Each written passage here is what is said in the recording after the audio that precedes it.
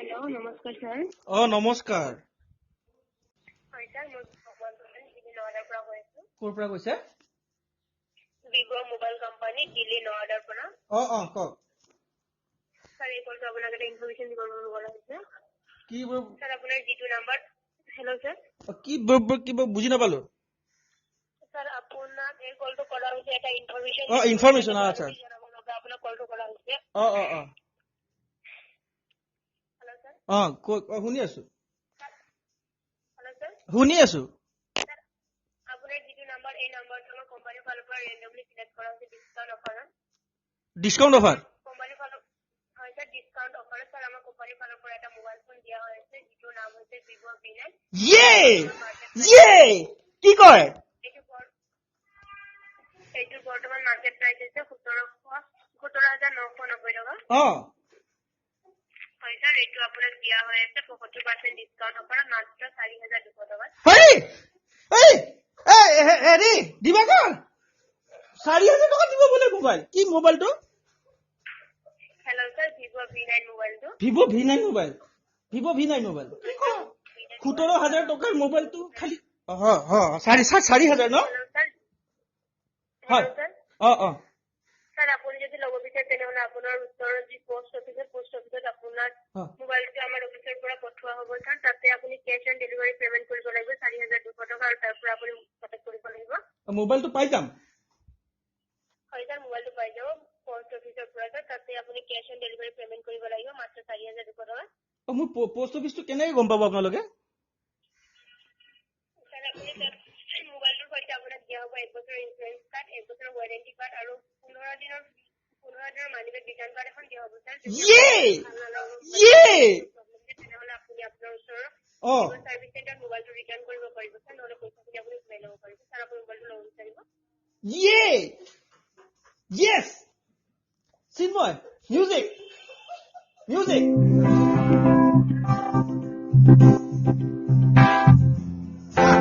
Stop! Thank you. Hello. Hi. হয় আপুনি মোবাইলটো ল'ব বিচাৰিব মই মোবাইলটো ল'ম কিয় নল'ম আকৌ হয় सर যদি আপুনি ল'ব বিচাৰে তেতিয়াহলে 7 বা 8 দিনৰ ভিতৰত আপোনাৰ ওচৰৰ পোষ্ট অফিচত যাব सर তাতে আপুনি কেশ অন ডেলিভাৰী কৰিব লাগিব 4,200 টকা আপুনি পোষ্ট অফিচত দি আপুনি মোবাইলটো লৈ যাব পাৰিব ঠিক আছে सर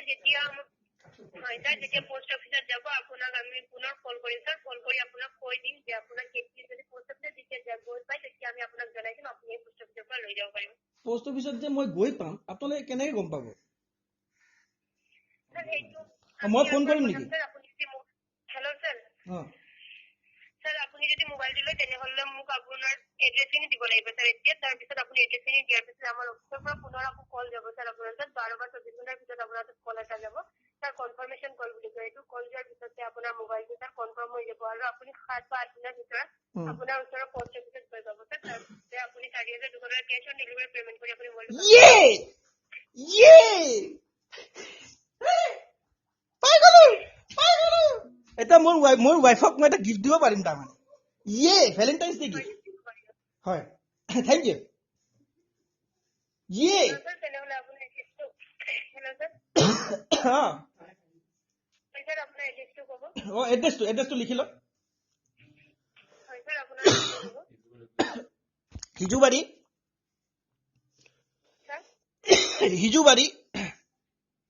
सर আপোনাৰ নামটো ক'ব প্ৰথমতে মোৰ নাম ৰমেশ কলিতা ৰমেশ কলিতা হয় স্পেলিংটো ক'ব কি ক'লে सर আপোনাৰ নামৰ স্পেলিংটো ৰমেশ ROMESH হয় सर ৰমেশ কলিতা হৈছে আপোনাৰ ফাদাৰ নামটো ক'ব KA নহয় KOLITA কলিতা TA হয় सर টিএ লিখিছো আপোনাৰ ফাদাৰ নামটো ফাদাৰ নাম ভূপেন্দ্ৰ কলিতা ভূপেন্দ্ৰ सर স্পেলিংটো ক'ব এইটো BHU ভূপেন হাজৰিকা একে ভূপেন সেইটো লিখি লওক খালি তাতে DR লগাই দিব ভূপেন হাজৰিকা নহয় ভূপেন্দ্ৰ BHUPENDRO ভূপেন্দ্ৰ হয় ভূপেন্দ্ৰ কলিতা মহেন্দ্ৰ কলিতা হাজৰিকা হলেতো হাজৰিকা মৰিলে দেখোন হয় স্যার আপনার পোস্ট অফিসটো ক'ব পোষ্ট অফিচ হাতীগাঁও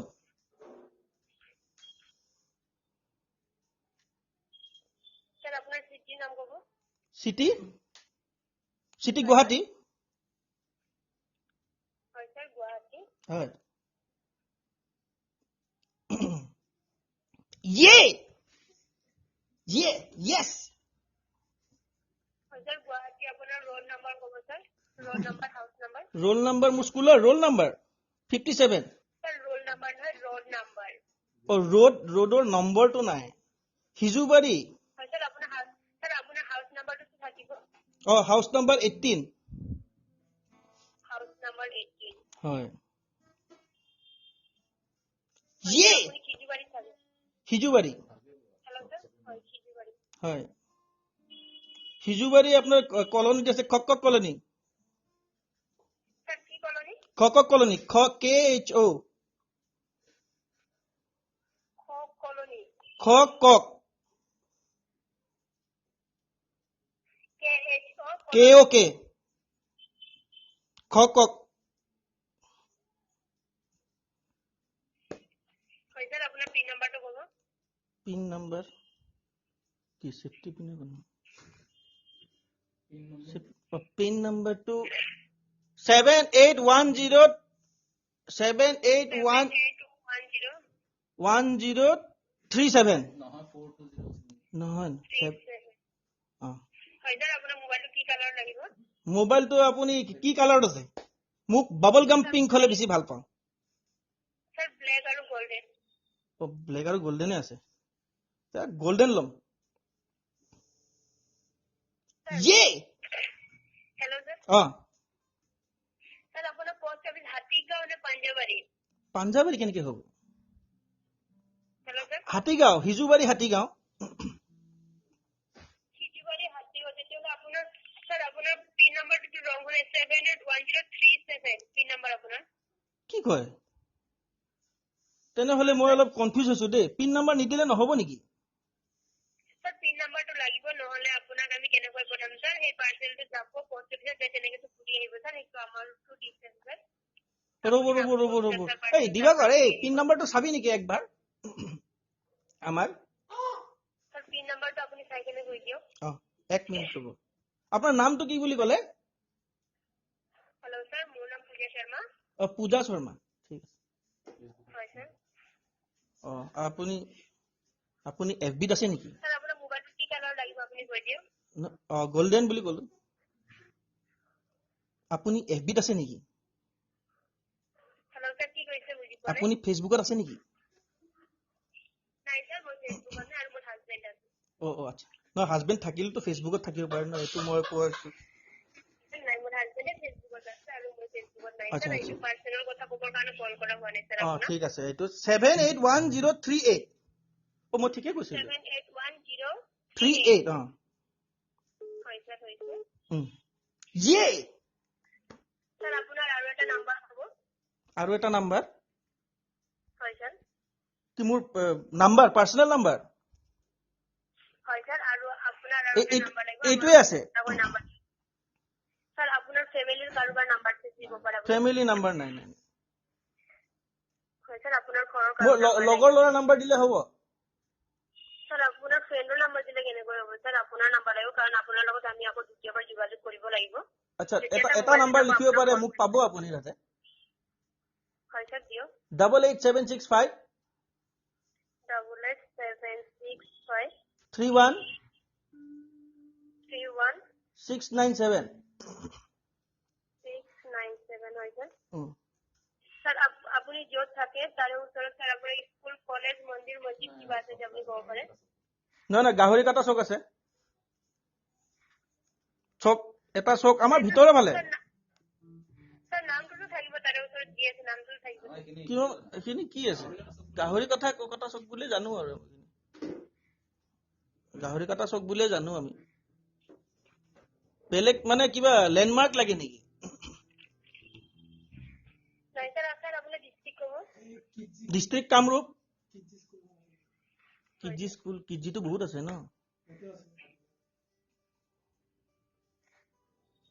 ডিষ্ট্ৰিক্ট তেনেহ'লে ঠিক আছে স্যাৰ আপোনাক 7 বা 8 দিনৰ ভিতৰত মোবাইলটো যাই কেনে স্যাৰ আপোনাক পোষ্ট অফিচত পাব তাতে আপুনি কেছ অন ডেলিভাৰী পেমেণ্ট কৰিব লাগিব 4,200 টকা কৰি আপুনি তাৰ পৰা মোবাইলটো কালেক্ট কৰিব লাগিব স্যাৰ ঠিক আছে ইয়ে হয় স্যাৰ ইয়ে স্যাৰ আপোনাৰ এইটো নাম্বাৰত 12 বা 24 ঘণ্টাৰ ভিতৰত স্যাৰ পুনৰ কল এটা যাব ঠিক হ'ব বাৰু হ'ব ধন্যবাদ দেই থেংক ইউ পাৰ্চনেল হেৰি নিদিয়ে বোলে